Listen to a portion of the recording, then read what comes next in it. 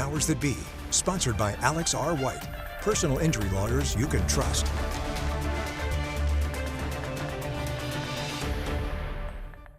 Welcome into the Powers That Be. I'm Isaiah Kim-Martinez. And I'm Doug Proffitt. And Isaiah, we've got 30 minutes to talk about the Democrats today. Yeah, you might remember in our last episode of the Powers That Be, we talked with Don Fitzpatrick, the Republican Party of Jefferson County chair. This week, we're bringing on the Louisville Democratic Party chair, who's actually been in the job just a few weeks, Blake Gerstner. Blake, thanks so much for taking the time with us. Thank you so much for having me. Happy to be here, guys. Well, Blake, you are the 30-year-old new chair of the Louisville Democratic Party. As you joined this job, we're really curious, why did you want this job? What do you hope to get out of it, since you're going to probably juggle a very busy day life as well, and then have to weigh in on getting Democrats elected in Jefferson County? Sure. So like we were talking before, guys, I have a pretty serious life work integration in how I do things. My background, as we were talking, is in organizing. I'm an attorney by trade, but I work for a local union as a union representative. And what I hope to do and why I wanted to take this role is because we have some serious races to win come November. And the Louisville Democratic Party, in order to win those races, has to get organized and focus on races that are flippable.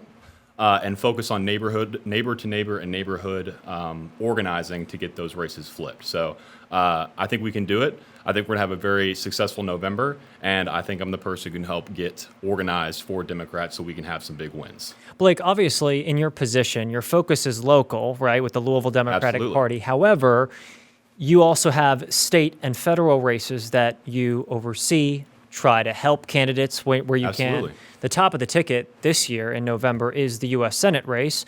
Charles Booker, the Democrat, is facing Congressman Andy Barr, the Republican nominee.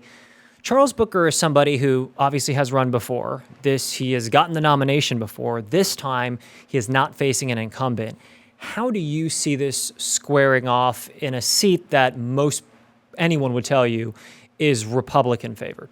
Well, I'll tell you right now, Isaiah, I think that Charles Booker definitely has a shot to win this. And the reason is because what we're seeing from D.C., what we're seeing even from our local politics is a lot of hate. It's a lot of vitriol. And Charles, to be honest with you, is leading with love and unity. Look, he is an organizer at his core. He is a community leader at his core. And he is somebody who, I think, with his message of working class values, doing things for the working class, can get across that finish line. Now, let's just kind of do a little opposition here up to his opponent. Let's talk about sort of what we're looking at here. We've got someone who very clearly talks about some pretty hateful rhetoric. Someone who has voted to cut Medicare and to cut food stamps for folks in our own community. And finally, somebody who has seriously wounded and harmed hospitals, rural hospitals in Kentucky. And to be honest, guys, like when we don't have hospitals elsewhere, Louisville's system is going to be harmed by that. And so when you have that kind of candidate, someone who's running on those things, someone who's a very Trump Republican, and diametrically opposed to that, Charles Booker, who is leading with things that are going to help people, kitchen table values, things that everyone can relate to, I think that Charles has an excellent chance to get across that finish line. Of course, you're talking about Republican Andy Barr. This is the race to replace Mitch McConnell. Andy Barr, a new line that we've been hearing lately, is comparing Charles Booker to the Democratic Socialist mayor of New York, Zohran Mamdani. Mm-hmm. And that recently came out of his mouth once again. And Isaiah, we heard a response from Charles Booker. You sat down and asked him about it. Yeah, and to Doug's point, he didn't exactly embrace Mamdani when I sort of asked, do you see this as a compliment or insult? It depends on who you ask, right? And here was some of what he had to say sort of in response to many of my questions about Mamdani. I'm running as a Kentuckian that's tired of being screwed over by people like Mitch McConnell, and Andy Barr is a slimier version of Mitch McConnell, and he's a phonier version of Donald Trump. He's a sellout. He's in Congress right now. So while he's trying to insult me, he should be doing his job. Instead of giving blank checks to Donald Trump to send hundreds of billions of dollars to Iran, these tariffs that have been thrown all over the world, jacking up prices for people here in Kentucky, he should be fighting for us. But instead, he's trying to hold Donald Trump's hand while they stomp on us. And we're tired of that. People across Kentucky say there are no kings in the United States of America. Andy Barr wants Donald Trump to be a king at our expense, and we're done with that. Well, Blake, already we have two office holders that identify as Democrat Socialists there. We've got J.P. Leninger in the Metro Council and Robert Lavertis Bell, who just got elected with no opposition to on the Republican side going into November. Do you see the rise as the Democratic Party as the Socialist Party as a plus or a minus here in Louisville politics? I mean, look, Doug, I think this is it's an issue that I think people are paying attention to, and the bottom line is this: if we can all agree that working class values and kitchen table issues are what we need to focus on, and how we do that in whether it's Frankfort, whether it's Metro Council, whether it's federally, I think that it is a plus. Now, I will say that we need everyone to be on board. This is the big tent party. You right? paused there. Yes. There's a reason. Are you concerned about the rise of the socialist side on this? No, I wouldn't say I'm concerned. No, and I mean, look, we have a Democrat-elect in House District 43, right? I've talked to Robert specifically about sort of what this looks like. What is his leadership going to look like? And although he is, on a spectrum of the Democratic Party, I think he'll be united, and we'll see things move forward with him in Frankfort. And so I personally am not concerned. I think that we will have robust debate as we always have. Again, Doug, this is the big tent party. And if we're going to unite, if we're going to flip seats, if we're going to fight Republicans, we need to be focused on doing that. When you say you've talked to them, are you looking for a more moderate line coming out of the Democrats now, running to try to get these seats back from Republicans? I mean, look, Louisville's an incredibly diverse place, okay? So a district in the South End isn't going to be a district like the East End. A district in the West End isn't going to be like a district in J-Town. So what Democrats need to focus on is what their constituents care about, right? So in districts that we're targeting, like House District 31, that may be a different conversation than a different district over in House District 43. Now, what it all comes down to are the things that we can all relate to, which are kitchen table issues. And so if we can all get on the same page about that and try to push that line to get those things across the finish line, I think we'll all be in a good place. And I think we can do that as Democrats. Blake, let me ask you this, because it clearly is a struggle for national Democrats, too. I mean, Hakeem Jeffries, his candidates are losing. Chuck Schumer, his candidates are losing. Kentucky's sort of a different beast because it's not New York. You can't win a lot of these races as easily, maybe as a Democratic Socialist, some would argue. In Kentucky, you sort of have to walk that line a little carefully. What does that say, though, for someone in your position where you see all these hyper-progressive candidates winning all over the place, but then some might say maybe they're not the best to face up against a Republican candidate? Sure, Isaiah. I mean, look, the thing that I think we can all go back to and relate to on this is Democrats across the board want to help working class families, right? Now, we can debate what that best looks like, but at the end of the day, what we're trying to do as Democrats in Frankfort, federally, everywhere we go is try to benefit and working class people and talk about those kitchen table issues. So look, I don't think there's a lot of divisiveness. I don't think we need to worry too much about what's going on with the Democratic Socialists of America in terms of how they relate to the Democratic Party. We are the Democratic Party. We're all Democrats. We need to come together and unite to get things done for working class people. This is interesting. This is one of the first major issues that you're having to deal with just 3 weeks in the job. This coming up and developing here in Louisville. So you keep talking about trying to get everybody on the same page, a unified voice. Is that unified voice away from the Democratic Socialist side of the Democratic Party right now? I don't necessarily think so. I mean, look, again, there's a difference between winning races and then getting things passed legislatively, right? So if we can flip seats, that is what I'm focused on as the chair of the Democratic Party. Now, if that's help from Democratic Socialists, if it's help from Democrat more moderates and independents, as long as we can flip those seats, that's exactly what I'm focused on as chair of the Democratic Party. How we do that, Doug, is really getting down to the neighborhood issues. And look, regardless of what political ideology you take, where you are on the spectrum, that should be our focus, all right? Everyone, Democratic Socialists, independents, need to come together to help flip Republican seats. And if we can't do that, then we need to figure out what we are doing, right?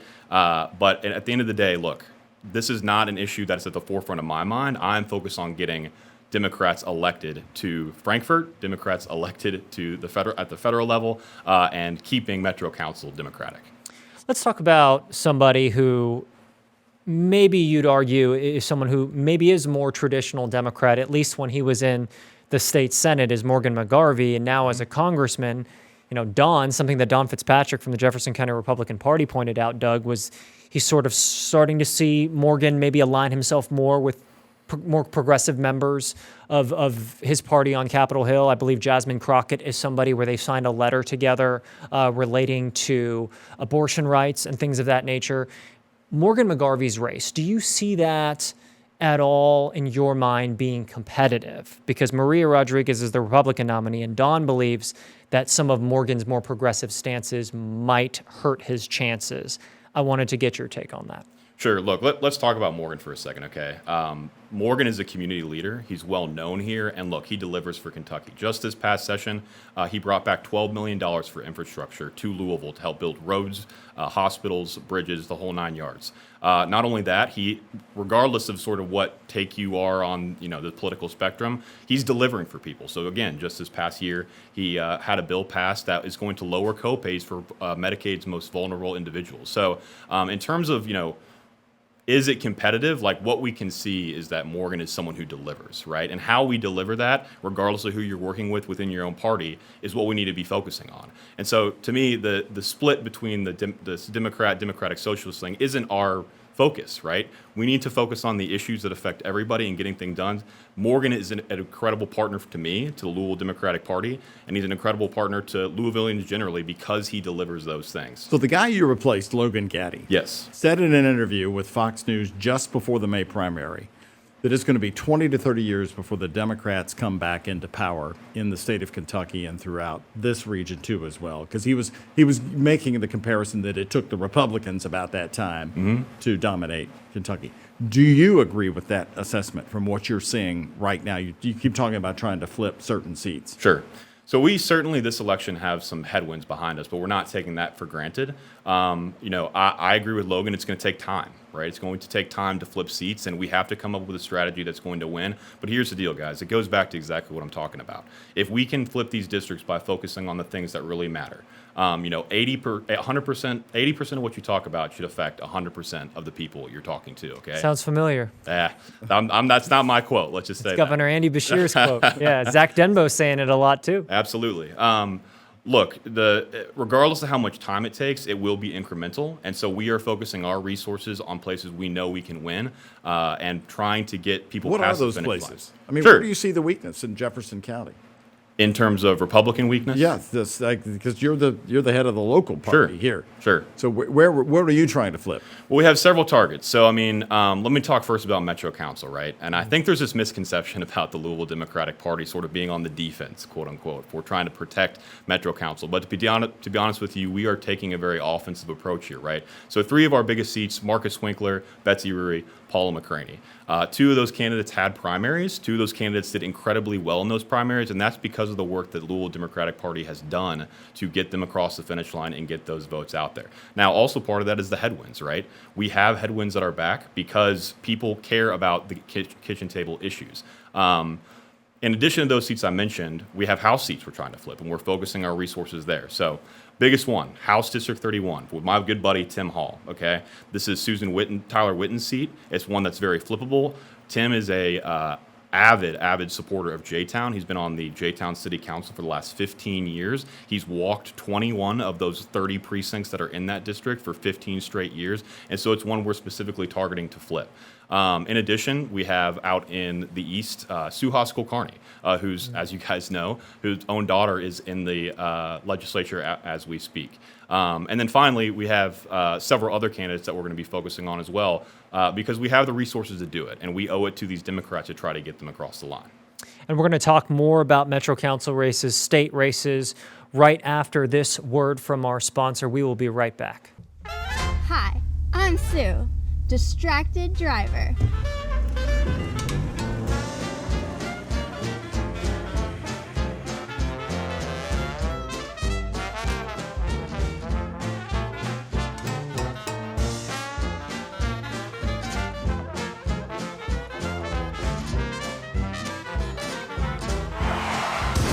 I'm attorney Alex White. If you're injured, visit SueDistractedDriver.com. Welcome back to the Powers That Be. We were just having a conversation with Blake Gerstner about some of the state and local races that he is watching as the newly elected chair of the Louisville Democratic Party. Blake, again, we appreciate you taking the time. I want to pick up on something you were saying just before we went to break, and that is a state house district that you guys are really targeting hard. You were just out with the candidate, or I guess the Democratic nominee in this race. His name is Tim Hall, and he's trying to unseat Susan Whitten, who's the incumbent Republican overseeing that J-Town district, District 31. What are you out, when you were canvassing out with him just a few days ago, what are you out saying to these folks of, here's why you don't want to elect Susan Whitten, here's why you should elect our guy? What are you telling them? Sure, absolutely. So, like I said, Tim has been on the J-Town City Council for 15 to 16 years. I think he's in his 8th term now. In that time being there, he has cut costs for working families. He has lowered taxes for working families. And these are the kind of things that people need to see because they affect their wallet, right? I think a lot of times what we see from Louisville legislators, Kentucky legislators, is they go there, they try to do things, and largely for the Republicans, they fall in line, right? They don't do things that are actually helping people's pocketbooks. Tim Hall is the kind of person who's going to do that, and so when I would not go up to a door and talk to people, ask them what their biggest issues are, of course, the biggest things to them are those kitchen table issues, and I can deliver to them exactly what they need, which is a candidate and a legislator who's going to give them, who's going to benefit them financially. You know, the GOP chairman, Don Fitzpatrick's going hard after the Metro Council to try to flip the majority there.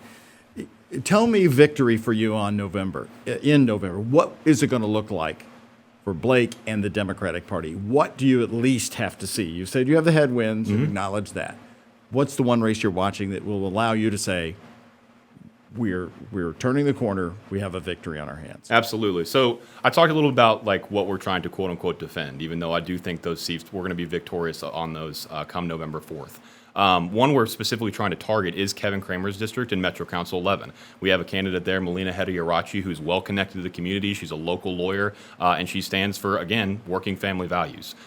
She remained on the ballot. I know there was some back and forth on whether there was a filing error of some sort. So if Kramer goes down, you see that as a victory? Absolutely, absolutely. And again, Doug, this is... we are not only on the defense as people would like you to believe, right? We are on the offense here. And let me tell you about one other one, too. In Metro Council District 23 against Jeff Hudson, we have an excellent candidate out there, a mother and someone who's been in that community for a long time, Ainsley Jones. We've been door knocking for her, getting out there, focusing our resources in that district. Because, again, I think come November 4th, what we're going to see is not only that we've protected Metro Council, but we've expanded our caucus. And that's exactly what we need to be doing and focusing on between now and November 3rd. I want to go back to, and this applies to Metro Council races as well as state races, you have to attack the incumbent. You can't just say, here's what we're going to do. I mean, you have to give them some reason why what they're having currently is not working. Take a Ken Fleming, for example. You mentioned Suhas Kulkarni, right? Father of a current sitting lawmaker. What do you say about Ken Fleming, who's lost that seat and then got it back before? Yes. What do you say to convince people that that is not what they want anymore? Sure. So, I mean, I think in that particular race, you have a candidate who's incredibly well connected to his community. And you have someone who may or may not have been funded by certain super PACs to get things done, right? So in that race, what Suhas is doing, I think, is meeting people where they are at their doors and talking about the issues that matter to them. I don't know if he's necessarily even focusing on Ken, right? Someone who is so connected like that in the community is someone who can win this race. The issues are talking about are exactly the same issues I brought up to you all. And does he bring up Medicaid? Because I know that Ken Fleming oversees the Medicaid Oversight Committee. Is that something, healthcare, that Suhas would bring up? And I think it's likely. I think it's very likely. I have not had a ton of communication with the campaign as of yet.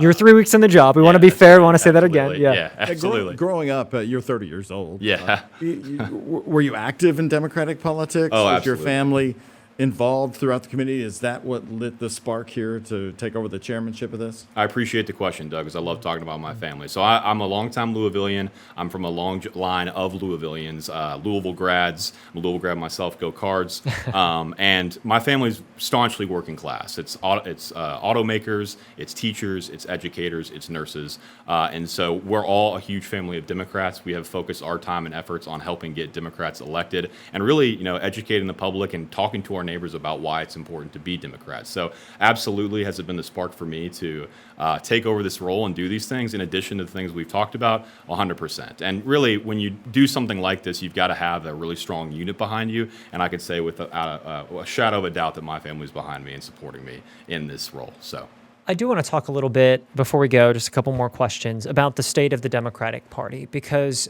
and I don't care who you talk to, right? I mean, the reality is that the party has been bleeding out, especially in Frankfurt, right, on a state house and state senate level.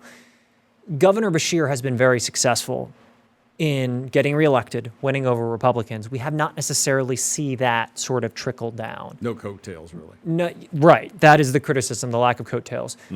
What needs to be done on a state level? Maybe not as much local, because Louisville is more blue, but just from what you're seeing and what you're kind of noticing, what needs to be done to reverse that trend here in the state, bigger picture?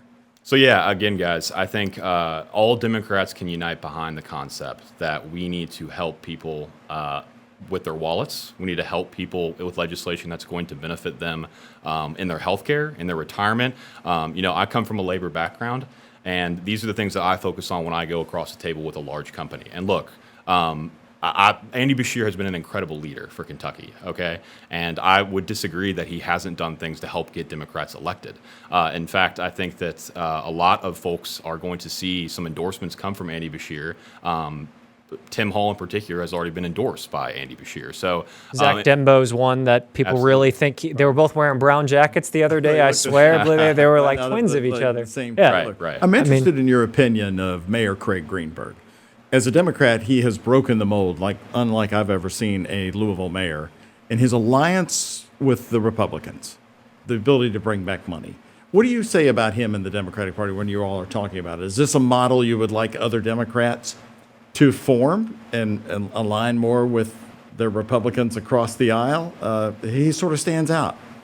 Sure. So look, Doug, my job is to get Democrats elected and to flip seats. Now, I want to talk a little bit about sort of like this mayor's race, right? So we're in a nonpartisan election at this point, and I think this goal of Republicans in Frankfurt to confuse Democrats has sort of backfired, especially in this election where we now have two Democrats. But let's be clear about one thing.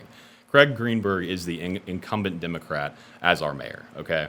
And he has delivered to Louisville many things, including building development. And in fact, just tonight, I believe they passed a budget that includes affordable housing, more infrastructure for Louisville, and that's at the helm with Craig Greenberg. So Craig's a partner of mine. He's someone I support, and I surely hope to see him move forward as he goes towards this election, and look forward to working with him in the future.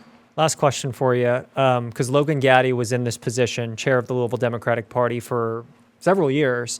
I assume, with respect to Logan, that you don't want to come in and just do exactly what he does. I don't think that's not why they run for things like this. Sure.